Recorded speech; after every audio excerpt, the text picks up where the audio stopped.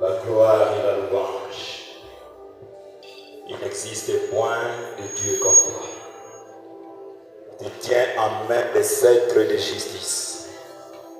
Quand tu dis un mot, la chose s'accomplit. Tu es le Dieu de la guérison, le Dieu de la délivrance, le Dieu de la libération, le Dieu de la restauration, le Dieu de l'élévation. Jésus de Nazareth, toi qui nous as révélé les Pères, grâce à qui nous avons le Saint-Esprit. Oh, ce matin encore, Seigneur, nous venons nous prosterner devant toi et nous témoignons ta grandeur. Voilà pourquoi, Seigneur, nous te prions de glorifier ta parole et que ta parole te glorifie. Voilà pourquoi, Seigneur, nous t'acclamons encore. Voilà pourquoi, Seigneur, nous libérons les cris de joie. Parce que Jésus est Seigneur. Jésus est Seigneur. À la gloire de Dieu le Père. Alléluia. Alléluia. Shalom. Je vous prie de rester debout pour lire avec moi la parole de Dieu dans l'évangile de Matthieu. L'évangile de Matthieu au chapitre 6. Les versets 9 et 10. Matthieu au chapitre 6, les versets 9 et les versets 10. Si vous avez trouvé, je m'en vais lire au nom du Seigneur. Voici donc comment vous devez prier. Notre Père qui es aux cieux, que ton nom soit sanctifié. Ton règne vienne, ta volonté soit faite sur la terre comme au ciel. Parole du Seigneur.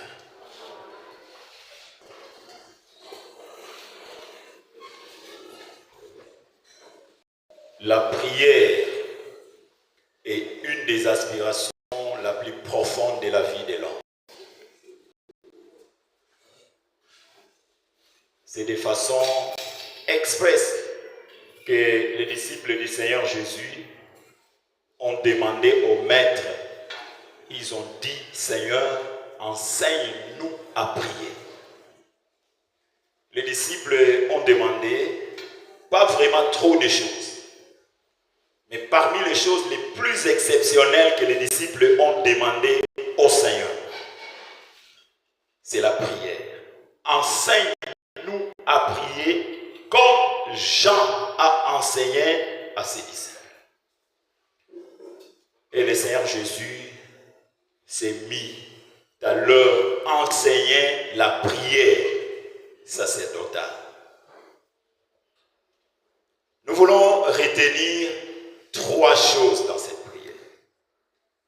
Comme la prière est l'aspiration la plus profonde de l'homme, il y a donc moyen par ce texte de retenir 3 réalités, 3 choses. La première des choses que Jésus enseigne à ses disciples est que nous avons un Père. Il commence sa prière en disant « Notre Père qui est aux cieux ». Voici comment vous devez prier. Et si on nous donne la question de savoir quel est le thème de notre exhortation de ce matin, nous allons simplement dire « Voici comment nous devons prier ». Amen. Alors la première des réalités que le Seigneur montre, il dit « Notre Père ». Donc quand nous venons au culte, ne venons pas comme des orphelins. Nous ne venons pas comme des orphelins. Ne venons pas comme des orphelines, des personnes qui n'ont pas de père. Nous, du moins, nous avons un Père. Et le Seigneur Jésus l'a fait savoir à ses disciples. Il y a quelqu'un qui a dit, même quand ton père ou ta mère t'abandonne, je ne t'abandonnerai jamais. Et celui-là, c'est notre Père. À travers Jésus, il a dit dans Jean 14, 18, il dit, je ne vous laisserai point orphelin, je viendrai à vous. Et donc, quand nous entrons ici, nous devons réaliser que nous avons un Père. Amen. Est-ce que quelqu'un peut dire après moi, j'ai un Père? Ah. Les amis chantent qu'il est le papa le plus responsable. Et David l'a compris. C'est comme ça que David dira dans le psaume 122, il dit, je suis dans la joie quand on me dit, allons à la maison de l'Éternel. Parce qu'il savait qu'il avait un Père. Et ce Père, c'est l'Éternel. Il le savait. Et donc nous ne venons pas comme des orphelins, comme des orphelines. J'aime les langages que nos amis de la radio, le Samomalam, utilisent. Ils ont l'expression de Bana, notre Père. Pourquoi? Parce que nous avons un Père. Et le Seigneur Jésus inculque la chose dans la vie de ses disciples. Pour que les disciples sachent partout où ils auront. Ils ont un Père. Un Père qui ne peut pas abandonner quelqu'un.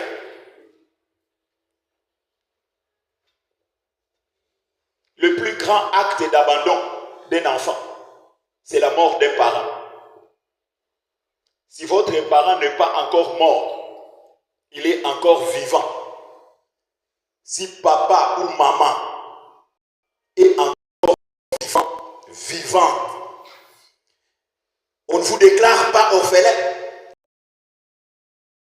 Mais si parents quittent par la mort, vous êtes orphelin, déclaré orphelin. Oh, nous avons un père qui ne meurt pas. Alléluia. De génération en génération, il reste un père.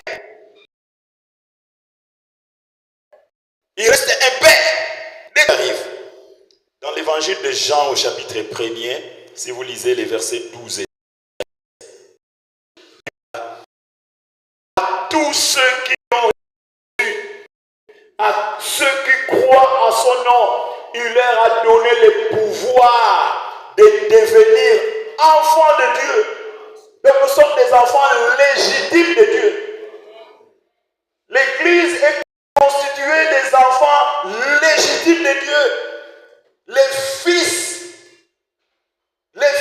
de Dieu et les filles de Dieu. J'aime le langage que le Seigneur Jésus a utilisé en face de la femme hémorragique. Vous connaissez cette femme qui a connu une perte de sang de 12 ans. Le sang ne faisait que couler 12 ans. Et il faut c'est l'imaginer 12 ans après. Qu'est-ce qu'elle était devenue 12 ans après? Avant qu'elle ne touche la robe du Seigneur. Qu'est-ce qu'elle était devenue? Les mamans savent. Quand elles voient le sang pendant 3, 4 jours, peut-être 5, elles savent ce qu'elles endurent. Peut-être qu'en dirait c'est trop grave, mais elles savent ce qu'elles vivent. Alors maintenant, voyez cette expérience-là pendant d'abord 365 jours et après 365 jours et après 365 jours jusqu'à 12 ans. Cette femme a complètement perdu sa beauté. On ne pouvait même plus la reconnaître. Mais le jour où elle touche la robe du Seigneur, elle touche, le sang s'arrête et le Seigneur dit, quelqu'un m'a touché parce que j'ai senti une puissance sortir de moi. Il y a Pierre qui dit, mais Seigneur, soyons sérieux. Il y a un engouement ici pour toi, tu dis quelqu'un t'a touché. Nous tous nous sommes bousculés. Il dit, Pierre, tu ne comprends pas. Amen. Il dit, tu ne comprends pas. Quelqu'un m'a touché parce que j'ai senti une puissance sortir de moi. Et la femme hémorragique se présente auprès de Jésus. Quand elle va se présenter, elle dit, c'est moi qui t'ai touché. Le Seigneur dit, ma fille, ta foi t'a sauvée. Ce qui m'intéresse dans cette histoire, c'est le fait que le Seigneur Jésus appelle quelqu'un ma fille. Ma fille. Donc c'est vrai que dans l'église, il y a des fils et des filles. C'est pourquoi je suis venu dire à quelqu'un qui m'écoute que nous avons un père. Si votre papa est déjà décédé comme moi, c'est une page à tourner. Qu'il repose en paix. Mais tel que tu viens là, alléluia. Moi, je suis venu te dire que tu as un père. Le Seigneur, voici comment vous devez prier notre Père qui est au ciel. Et donc, nous ne sommes pas orphelins. Nous avons un père. Et ce papa est responsable. C'est comme ça que quand on franchit le seuil de ce temple, nous disons, nous venons pour prier qui? Notre Père. Notre Père. Et donc, n'entrez jamais ici avec les opinions d'un orphelin. N'avancez jamais en présence de Dieu avec des opinions d'une orpheline. Orphelin, orpheline de père. Parce que nous, du moins, nous avons un père. Notre père. Notre père. Et lorsqu'on comprend qu'on a un père, on peut développer une intimité avec ses pères. Au fond, c'est ça la prière. L'intimité que nous exprimons à l'endroit de Dieu. C'est ça. Dieu est notre Père et nous pouvons développer une intimité avec lui. D'autant plus que beaucoup de personnages bibliques ont développé leur intimité vis-à-vis de Dieu. Si vous lisez dans Exode au chapitre 33, le verset 11, la parole du Seigneur déclare, Moïse parlait avec Dieu comme un homme parle à son ami. Regarde-moi ça. Alléluia. Donc, Dieu peut développer des intimités avec les hommes, avec les humains. Pourquoi? Parce qu'il est notre Père. Vous savez, je vais vous dire quelque chose. Vous êtes né, peut-être dans votre famille, vous êtes né au nombre de 3, 4, 5 ou 6. Mais tous les enfants de la maison n'ont pas conquis le cœur de leur papa. Lorsqu'on a réussi à conquérir le cœur de papa, on devient l'ami de papa. Et papa compte sur cet enfant-là. Il compte sur l'enfant qui a conquis son cœur. Parce qu'il a réussi à développer l'intimité avec son père. Fille ou garçon. Vous savez que dans nos familles, il y a des filles qui pèsent plus. Pour des raisons stratégiques, la fille a pu conquérir le cœur du père. Et le père s'est dit, ma fille. Et quand papa dit ma fille, c'est une personne presque intouchable. Papa a beaucoup de filles, mais il y a une fille qu'elle appelle, parmi les enfants, elle appelle ma fille. Ma fille. C'est-à-dire la fille qui a conquis son cœur. Il a des moments de partage exceptionnels avec cette fille. Au point que la maman même peut devenir jalouse. Vous commencez à dire, gay papa, yiki maman venir sur le canamo en angé. Ma solo ni bobe ta canamo, ngana comprendre la communauté. Est-ce que quelqu'un me suit? En fait, il n'y a rien d'occulte. Il n'y a rien d'occulte dans le rapport entre papa et sa fille. Rien d'occulte. Mais la fille a simplement conquis le cœur de son parent. Au point que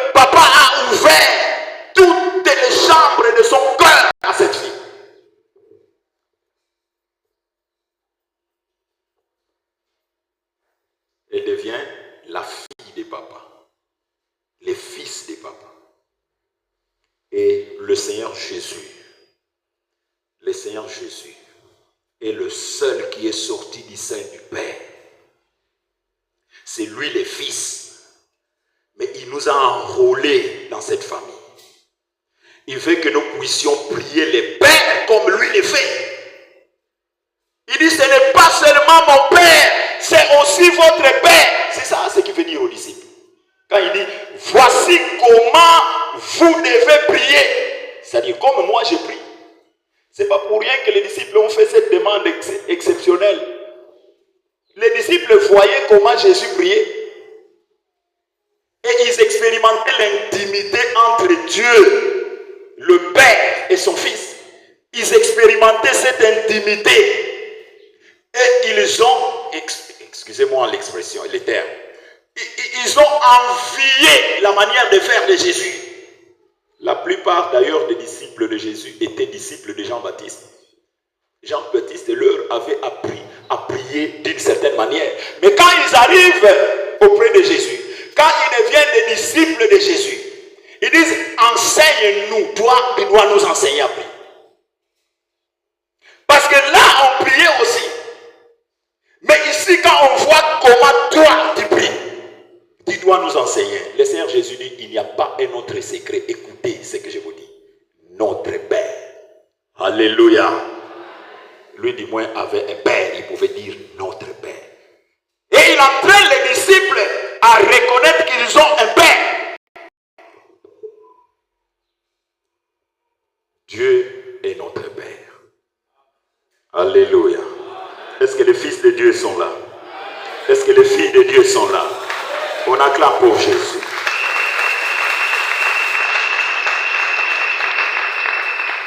Est-ce que tu peux les confesser pour dire j'ai un Père? Ne ozolo belamo lokola papa ya batu. Lokola zane papa na yo tiaza papa batu mosusu yo diembeli. O diembeli papa batu zo ba j'ai un Père. Mais aux assurité. Aux assurité. Alors on a fait aux en Jean chapitre 1er verset 12. Faisons gaguna. À ceux qui l'ont reçu, à ceux qui croient à son nom. Jean n'écrit pas, il leur donne la possibilité de devenir. Non! Il ne dit pas qu'il leur donne la possibilité, donc vous pouvez ou ne pas être enfant de Dieu. Non! Il dit, il leur donne le pouvoir de devenir enfant de Dieu. Dieu nous a donné le pouvoir à travers Jésus d'être ses propres enfants. Ses enfants, les enfants dans sa maison. La deuxième des choses que le Seigneur enseigne là,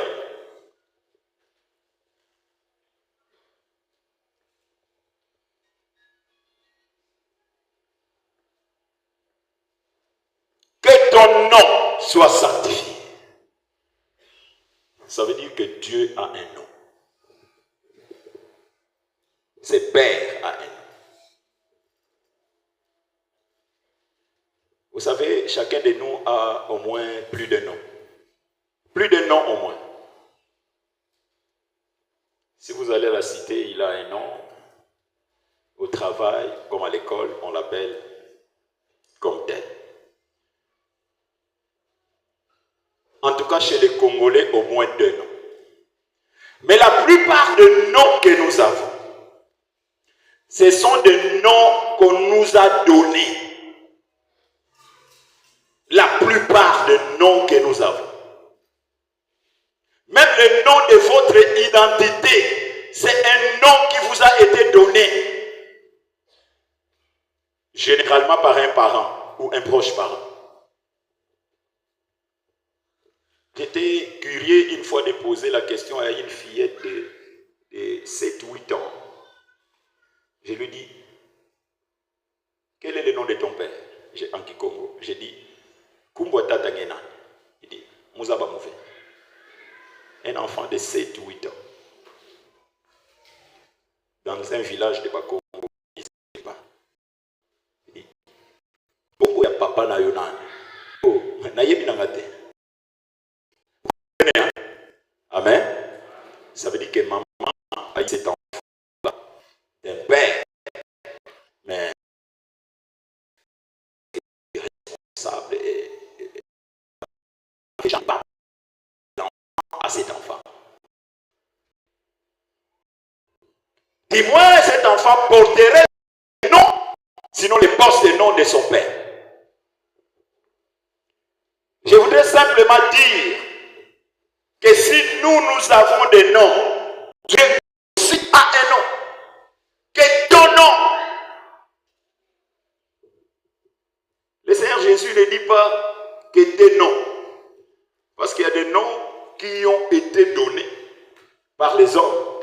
Mais ici, là, nous faisons allusion au nom que Dieu s'est donné lui-même.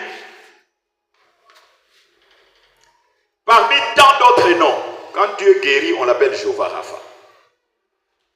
Ce sont les hommes qui les qualifient comme tels.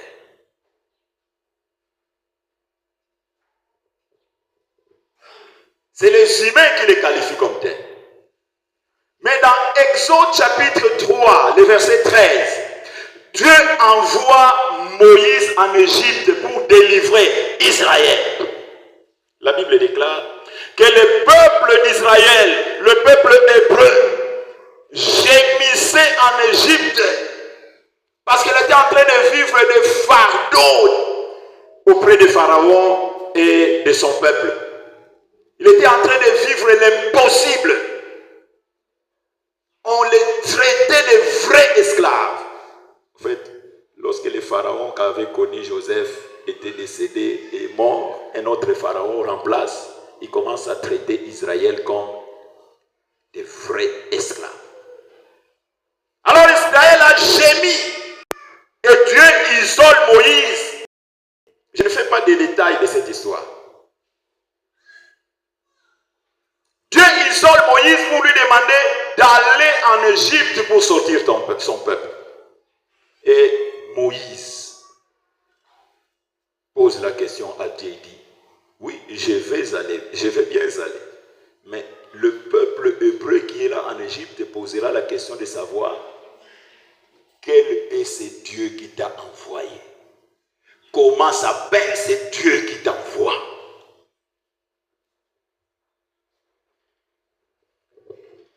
Moïse avait la connaissance de Dieu.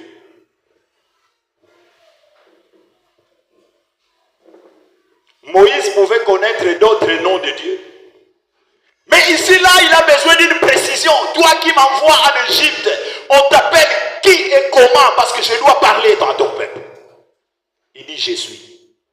Lorsque le peuple hébreu te posera la question de savoir qui t'envoie, tu diras à ce peuple, c'est je suis qui m'envoie. Je suis. Je suis, c'est ce que le peuple hébreu traduit en sa langue Yahweh. Est-ce que je me fais comprendre? Yahweh qui m'envoie. Je suis qui m'envoie. C'est Yahweh qui m'envoie. Dieu s'est dit, je suis. C'est cela qu'il se donne comme nom. Yahweh.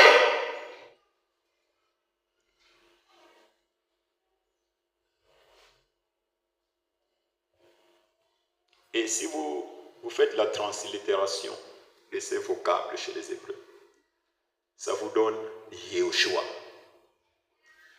Donc Dieu a un nom. Et le vrai nom que Dieu se donne lui-même. Lorsque l'ange arrive à Joseph, il dit, ne crains pas de prendre Marie, ta femme, l'enfant qu'elle porte. L'enfant qu'elle porte vient de Dieu et tu lui donneras le nom.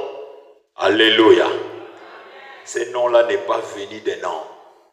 Ce nom n'est pas venu d'une famille de la terre. Ce nom est venu de Dieu.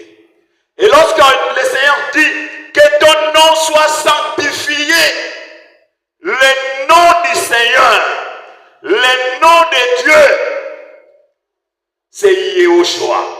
Alléluia. C'est Jésus. Jésus donc mérite l'adoration, la sanctification. Quand il parle à ses disciples ici, il ne se dévoile pas encore. Il dit, notre Père qui es aux cieux, que ton nom soit sanctifié. Il n'y en a pas deux, un seul. Et de ces noms-là découlent les autres noms. Découlent les autres. Et donc le vrai nom que nous devons adorer, nous devons élever, nous devons célébrer, c'est le nom de Jésus-Christ seul. Le prophète Ésaïe, du moins, a eu cette révélation. Ésaïe, dans sa révélation, dit, un fils vous est donné, un enfant vous est né, un fils vous est donné. On appellera ses fils.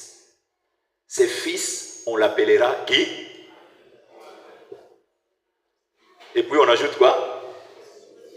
Et puis on ajoute, ce qui m'intéresse, c'est quoi? Père éternel, un fils qu'on appellera Père. Père éternel. Et donc les noms que nous devons célébrer, que nous devons exalter, que nous devons témoigner, c'est le nom de Jésus-Christ. Amen.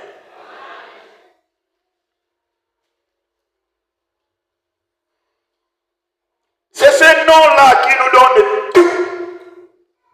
C'est comme ça que l'apôtre Jean, si nous lisons dans 1 Jean chapitre 5, au verset 20, l'apôtre Jean dit,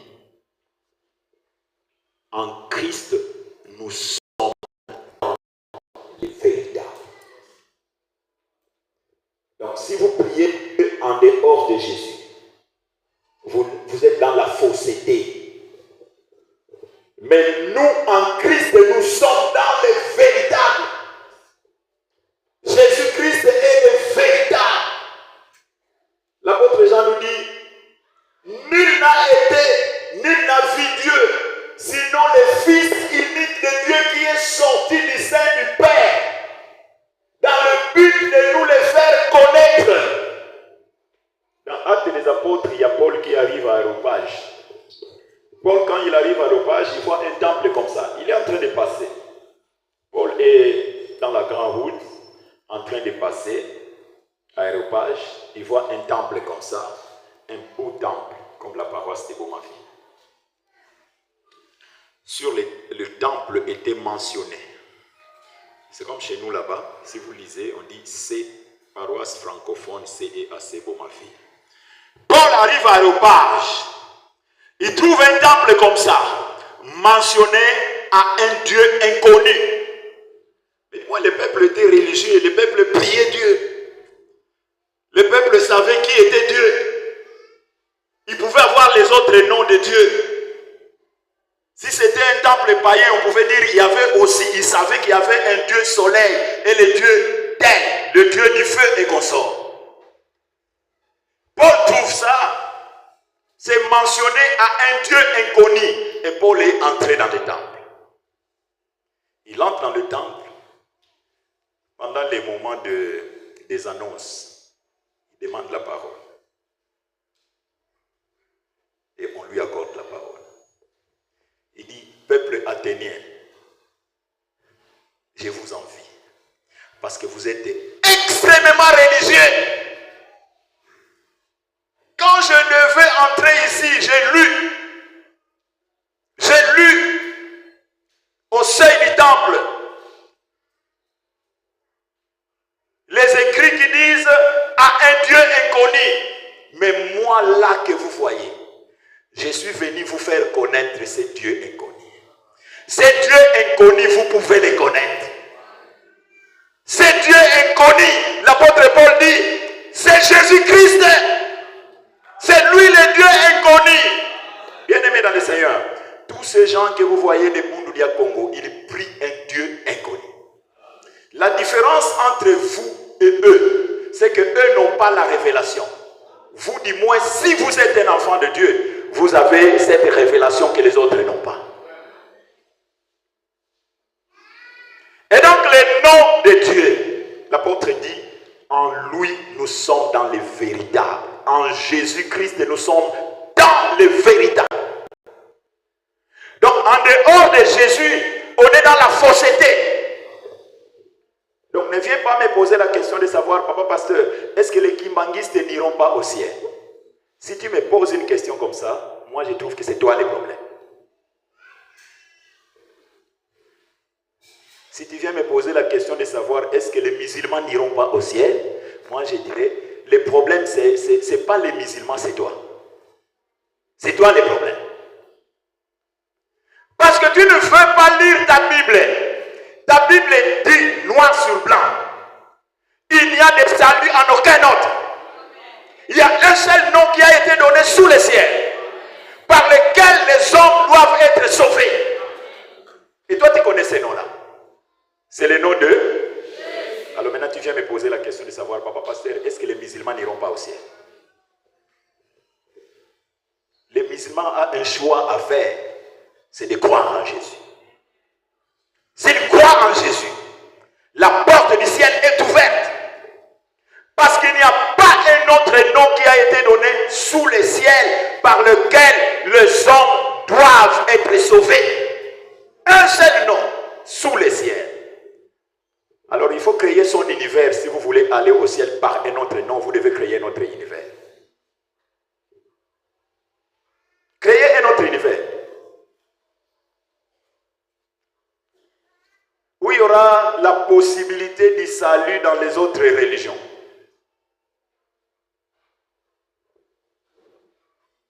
Moi, je sais que ma Bible déclare qu'il n'y a de salut en aucun autre. Il y a un seul nom qui a été donné sous le ciel. L'Afrique se trouve au-dessus du ciel ou sous le ciel? Sous le ciel. L'Afrique se trouve où? L'Europe c'est où? L'Amérique c'est où? Et l'Asie? Les îles sont où? Maintenant, la Bible dit qu'il n'y a pas un autre nom qui a été donné sous le ciel. Alors donc, vous, si vous voulez être sauvés, quittez sous le ciel, allez sur le ciel. Peut-être que là, vous allez trouver un autre nom.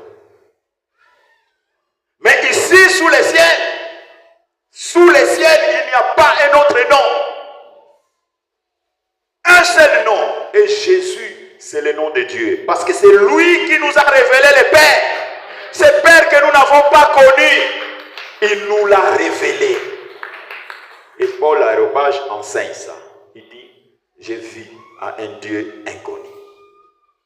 Donnez-moi l'occasion de parler. Quand on lui donne l'occasion de parler, il dit, vous êtes très religieux, très religieux. Très, très religieux. Et donc les musulmans sont très religieux. Ils prient 5 jours. Ils sont très religieux. Les kimbanguistes sont très religieux. Ils peuvent aller le matin jusqu'à 18h en train de défiler. Cette défilée-là, c'est ce qu'ils appellent la prière. Et donc ils sont très religieux. C'est ça la religion. L'apôtre Paul dit, vous êtes extrêmement religieux. Mais c'est Dieu inconnu. Moi, je suis venu vous le faire connaître. Il a un nom et c'est le nom de Jésus. Le Seigneur enseigne dans sa prière. La volonté soit faite. Il fait appel à la volonté de Dieu.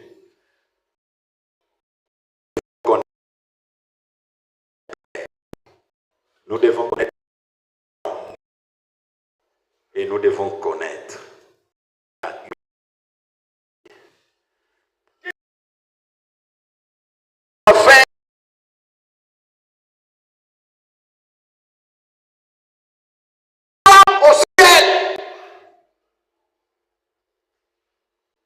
La vérité cachée de ces propos de Jésus, c'est quoi? Dieu veut que le ciel soit vécu sur la terre. Est-ce que je me fais comprendre? Que ta volonté soit faite sur la terre comme au ciel. Ce qui est triste, c'est quoi? Les gens aimeraient que la volonté de Dieu se fasse au Congo comme ça s'est fait en France. Vous savez qu'il y a des gens qui adorent la France, hein, comme pays. Belgique, les États-Unis, qui dans leur pensée diraient même que ta volonté soit faite, Seigneur, comme en Amérique, comme ce que je vis en Amérique, comme ce que j'ai... Bien-aimé, vous avez été en France, en Belgique, en Amérique, ou encore hein? À Dubaï, c'est bien tout ça. C'est bien. Mais la volonté de Dieu que la volonté de Dieu se fasse sur la terre. Pas comme à Dubaï. Pas comme en Chine. C'est ce que Papa Manzali a appelé la vaine gloire. C'est cela qu'il a appelé la vaine gloire en d'autres termes. Les gens aimeraient voir comme ils ont vu en Chine.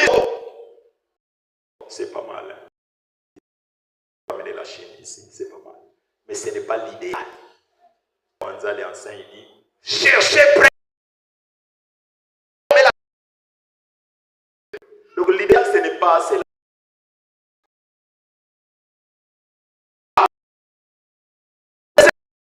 Enseigne aux disciples et dit que ta volonté soit faite sur la terre comme Dieu puisse vivre le ciel. La Chine est trop petite. Dubaï, l'Amérique est petite. La France, la Belgique est petite. Et petite. Je voudrais, c'est que le ciel soit. Que ta volonté soit faite sur la terre. En Chine, les gens meurent. Et donc, on ne peut pas, le Seigneur Jésus ne dirait pas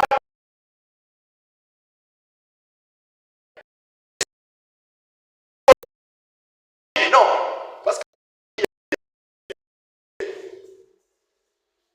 qu'en Chine, il y a des hôpitaux, les gens souffrent, ils sont malades. Aux États-Unis, c'est la même chose. En France, en Belgique, c'est la même chose. Partout où il y a des cimetières, il y a des hôpitaux, il y a des véhicules qui cognent les gens partout. Mais au ciel, ça n'existe pas. Alléluia. Au ciel, les gens ne tombent pas malades. Au ciel, les gens ne se bagarrent pas. Au ciel, c'est la paix, la joie. Et le Seigneur dit que ta volonté soit faite sur la terre, comme moi, Jésus, j'ai vu au ciel. Parce que nul n'a été là, sinon le Fils unique de Dieu qui est venu nous faire connaître ce qui est au ciel. Donc, ceux qui osent rêver, ceux qui osent rêver, osent rêver, Chine, et ça n'a pas bêté. Mais ce qui est idéal, si c'est ça ton idéal, tu vas entrer dans la vaine gloire. Est-ce que j'ai dit à quelqu'un de ne pas aller en Chine? Il ne faut pas mal m'interpréter. J'ai dit à quelqu'un de ne pas aller à Dubaï? D'ailleurs, ceux qui ont été Chine ou Dubaï,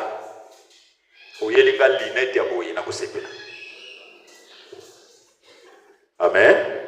Donc je ne suis pas contre. Mais ce que je voudrais est que l'on sache que la volonté de Dieu soit faite. C'est ça la prière que le Seigneur Jésus nous enseigne. Je suis en train de prier avec une sœur.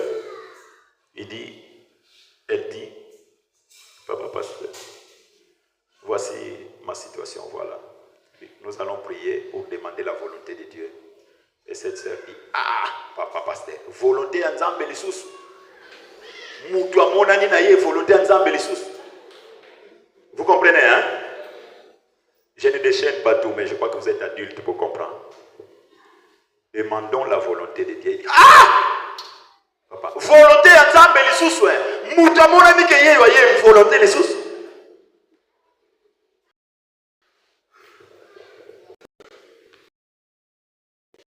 La seule prière que Jésus a faite plus d'une fois, c'est à Gethsemane.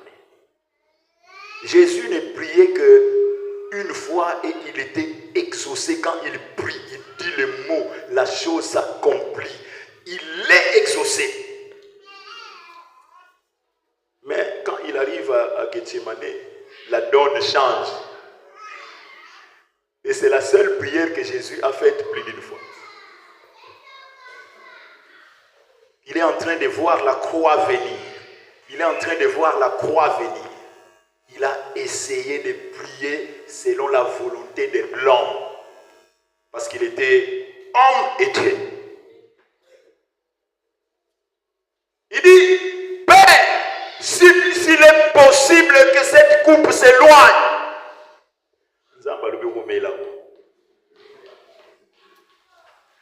Il passe pour une deuxième fois. Dans l'histoire de la vie de Jésus qui prie, c'était la seule prière que Yesu a songé là. Yesu a songé la prière. Yesu a songé la prière. Lazare, sors! Et Lazare a bimi. C'est ça Jésus. Quand il dit, ta foi t'a sauvé, le miracle s'est produit. C'était ça dans les différents épisodes de la prière de Jésus. Mais quand il arrive à Gethsemane, cette nuit-là, il voit venir la croix, puisque la croix était dans la volonté de Dieu. Quand on amène la corbeille comme ça des offrandes, c'est une façon de dire, pasteur, arrête. J'ai peur. Et alors qu'il y a encore un peu de temps. J'ai peur. Le Seigneur Jésus répète la prière. Il dit, s'il est possible, pour une deuxième fois, on n'avait jamais vu Jésus prier de la sorte. S'il est possible que cette coupe s'éloigne. Nzambalobi, petit, Okomela. C'est comme ça que nous devons toujours nous accrocher à la volonté de Dieu. Dieu a une volonté. Dieu, on ne peut pas le tenir par l'oreille et l'amener où nous voulons l'amener. Si on le tient par l'oreille, il cesse d'être Dieu. Parce qu'un Dieu qui s'est fait prendre par l'oreille n'est plus Dieu. Un homme tient Dieu. Oh, la plupart de nos prières, nous les orientons de cette façon-là. Nous avons une volonté, Dieu a une volonté, et nous voulons que Dieu quitte sa volonté pour qu'il vienne faire la nôtre. C'est comme ça que l'apôtre Jacques dit, vous priez et vous n'êtes pas exaucés parce que vous priez mal dans le but de satisfaire vos passions. Et le Seigneur voulait épargner ses disciples de la chose. Que les disciples soient épargnés de leurs propres passions. Qui se réfèrent, qui se donnent à la volonté de Dieu. Vous savez que la volonté de Dieu, c'est de nous sauver. Dans la Bible, Dieu n'a pas une autre volonté que de sauver l'humanité. La volonté de Dieu, c'est de nous faire du bien. La volonté de Dieu, c'est de nous voir émerger. La volonté de Dieu, c'est de nous voir vivre longtemps sur la terre. C'est ça la volonté de Dieu. Les gens comprennent la chose. Sinon, nous interprétons Dieu très mal. On était en train de faire la dédicace des enfants. Je crois que c'était le dimanche passé. J'ai dit aux parents, le proverbe 22:6 dit, instruis l'enfant selon la voie qu'il doit suivre. Et quand il sera devenu vieux, donc là on peut lire la volonté de Dieu. La volonté de Dieu voudrait que quand un enfant naît, qu'il aille jusqu'à la vieillesse. C'est pourquoi le proverbe dit, instruis l'enfant selon la voie qu'il doit suivre quand il sera devenu vieux. Donc Dieu veut que quand nous naissons, que nous allons jusqu'à la vieillesse. Mais lorsqu'on les comprend mal, on prie aussi mal. Dieu a une volonté et le peuple de Dieu doit se saisir de cette volonté. Que ta volonté soit faite sur la terre comme cette volonté est faite dans des cieux. Pas comme cette volonté est faite en Chine. Pas comme aux États-Unis. Pas comme à Dubaï. Pas comme en France. Pas comme en Belgique. Pas comme à Lubumbashi. Mais comme au ciel. Où la maladie n'a pas d'espace. La mort n'a pas d'espace. Il n'y a que la vie. Et la vie abondante. C'est ça les soucis de Dieu. Et donc, il nous enseigne trois choses. Le Seigneur, dans sa prière sacerdotale, il nous enseigne trois choses. Nous avons un Père. Ce Père a un nom. Un nom. Il a dit, je suis Yahweh. Et cela reflète le nom du Seigneur Jésus. Mais il a aussi une volonté. La volonté qu'il a. Personne n'aura cette volonté pour vous sur cette terre. Le prophète Jérémie dit, je connais les projets que j'ai formulés sur toi. Les projets que Dieu a pour son peuple. C'est un projet de bonheur, un projet de paix. Et il n'y a pas quelqu'un qui aura un projet comme ça pour toi sur cette terre. Personne n'aura un projet comme celui de Dieu sur toi, sur cette terre. Et donc, il faut se conformer à la volonté du Seigneur. Que Dieu bénisse sa parole.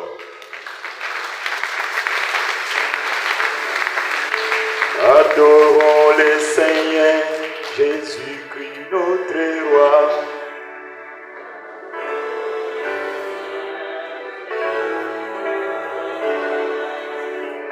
Son nom est puissant, le nom qui nous libère. Et adorons le Seigneur, Jésus-Christ, notre roi. Adorons le Seigneur, Jésus-Christ, notre roi. Car son nom est puissant, le nom qui nous libère. Oh, exaltons le Seigneur, Jésus-Christ, notre roi. Oh, exaltons le Seigneur, Jésus-Christ, notre roi. Car son nom est puissant, le nom qui... Oh, il est bon, Jésus, Jésus, Jésus, Jésus. Oh, il est bon, Jésus, Jésus, Jésus, Jésus.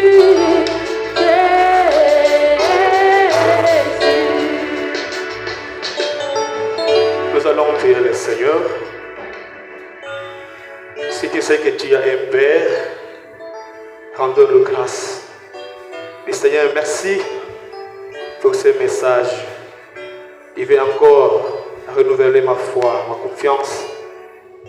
J'ai un Père et c'est toi.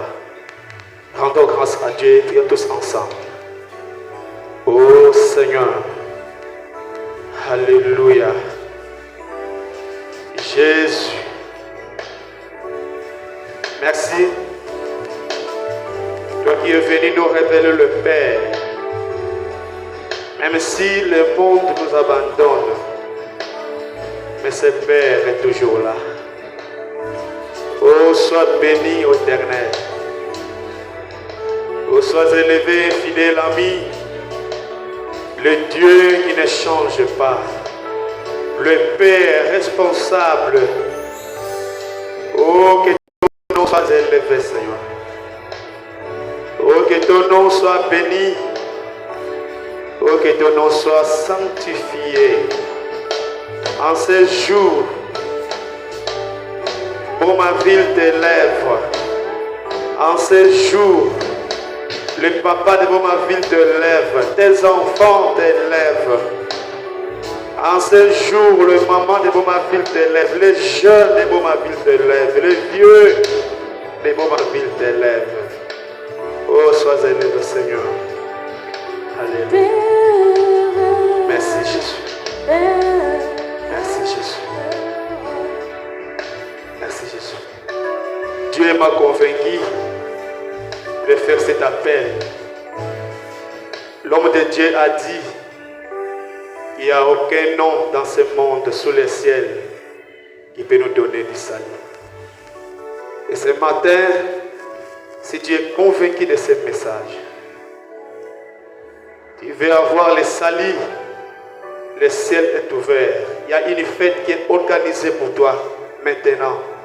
Si tu ouvres ton cœur et recevoir Jésus dans ton cœur, là où tu es, soulève seulement ta main comme ça et on va prier pour toi. Merci ma soeur. Merci. Merci. Qui encore? Nous avons beaucoup de noms dans ce monde, mais du moins il y a un nom qui peut nous rassurer le salut. Merci qui encore? Père, j'ai pris au nom de Jésus. Ces hommes, ces femmes, ces jeunes qui ont soulevé leurs mains témoignent. Et ils veulent te rencontrer par ces messages, Seigneur. Voilà pourquoi ils se sont présentés devant toi, ouvrent leur cœur, afin que tu viennes et que tu sois le Seigneur et que tu sois le Sauveur dans leur vie. Entre dans leur cœur, notre Père, et contrôle, conduis, sauve, pardonne leurs péchés. Par Jésus-Christ, notre Seigneur et Sauveur, nous t'avons ainsi prié. Le troisième appel que je vais faire, c'est Dieu qui me parle. Il dit, je suis l'Éternel. Merci. Il y a quelqu'un qui a une situation ici et qui veut être consolé, qui veut être soutenu, qui veut être accompagné. Il y a une solution qui est disponible pour toi. Là où tu t'assois, tu te lèves seulement. Et le pasteur Manzali va prier pour toi. Et Seigneur, j'ai un problème. Merci ma soeur. Et je suis convaincu que tu es. La maman l'a dit, tu es. J'ai un voyage qui s'annonce la semaine prochaine. Je sais que tu seras. Merci. Mets-toi debout là où tu es. L'homme de Dieu va prier pour toi. J'ai un enfant qui est criant malade. Je sais que tu es dans sa maladie. J'ai un projet. Merci mon frère. Oh Seigneur. J'ai un projet qui est devant moi, Seigneur. Je sais que tu es. Et tu seras toujours là. Merci. Qui encore? C'est Dieu qui est en train de parler. Si tu es convaincu, et Dieu veut porter pour toi une solution. Pendant que les révérends Manzali s'avancent. Oh Seigneur. Alléluia.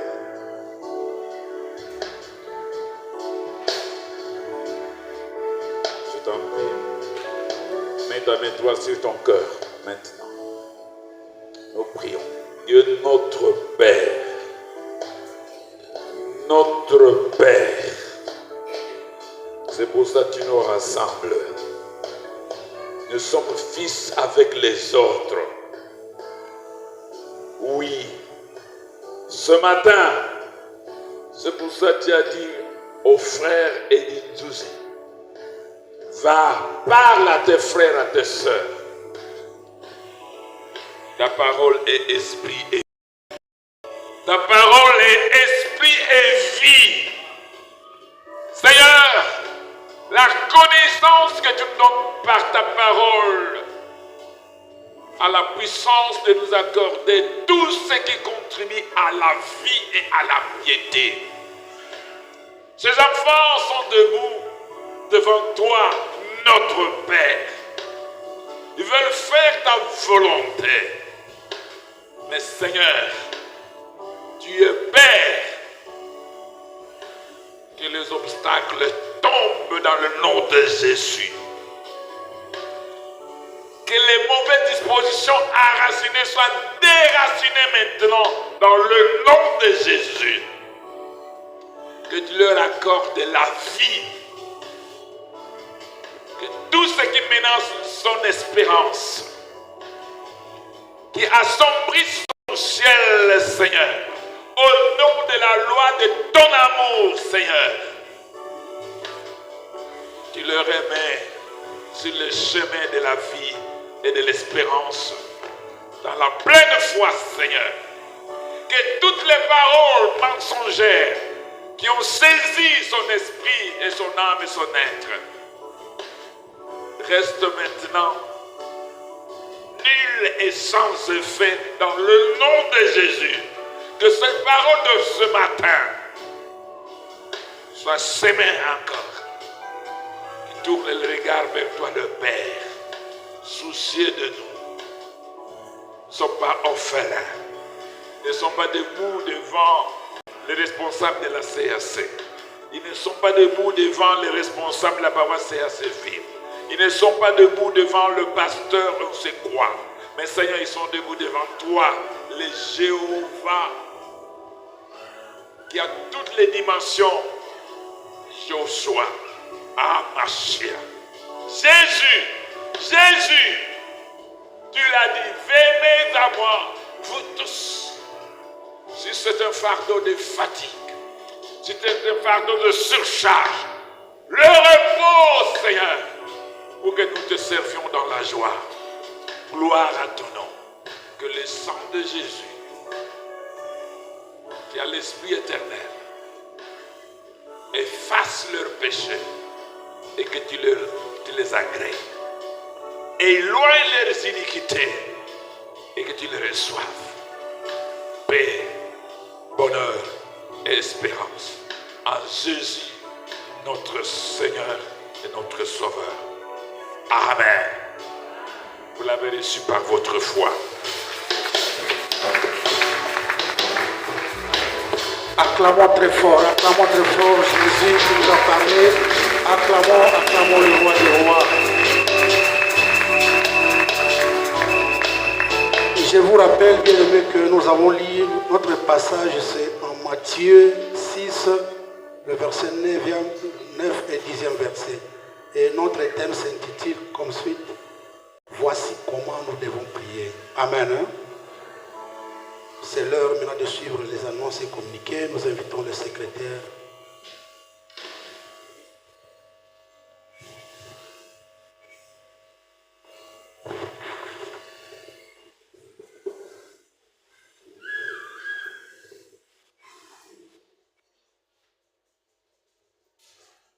Bien-aimés en Jésus-Christ, shalom. Nous voulons suivre les annonces et communiqués de la direction paroissiale et autres. Nous commençons d'abord par remercier le maître des temps et des circonstances, lui qui est le dispensateur de souffle de vie, qui a fait qu'aujourd'hui nous soyons comptés parmi les vivants, que nous venions dans son sanctuaire pour le célébrer, l'écouter et l'adorer, qu'il soit glorifié. Et c'est lui qui a fait que les activités programmées pour la semaine puissent se dérouler normalement, qu'il soit glorifié pour cela. Nous voulons l'accueillir et nous allons le faire en deux temps. Nous allons d'abord commencer par les serviteurs de Dieu. Ensuite, nous allons enchaîner avec les frères et sœurs qui nous visitent pour la première fois. Bien-aimés, si vous êtes serviteurs de Dieu, pasteurs, diacres, diaconesses, catéchistes, vous venez d'ailleurs, vous êtes parmi nous ce matin,